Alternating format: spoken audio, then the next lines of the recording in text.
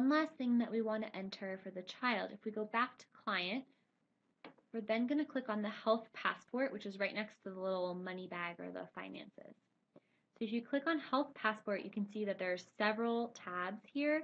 This is really a holding place to enter as much information as you can about the child's health and overall well-being. So basic general information, you can see that you can enter directly into this. So we could enter Chloe's eye color and hair color, her height and weight, and her birth information. So since we know that, we would want to go ahead and enter that.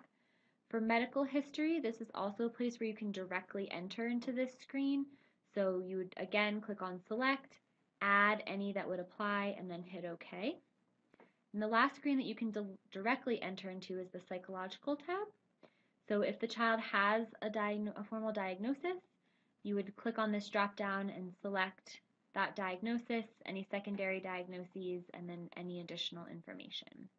So for those three tabs, general, psychological, and medical, you enter directly into the screen.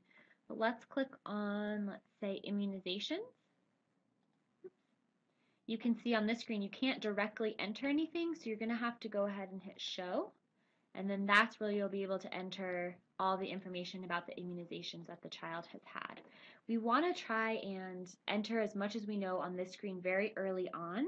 This health passport is going to eventually be given to the out-of-home placement providers, so they have some basic medical history on the child. And that health passport is going to stay with that child, so if they end up having to go to a new placement or change placements, we're going to keep that health passport with them so that the next provider has the same information and can provide for the child's health needs. We also want to make sure that we're keeping this information up to date.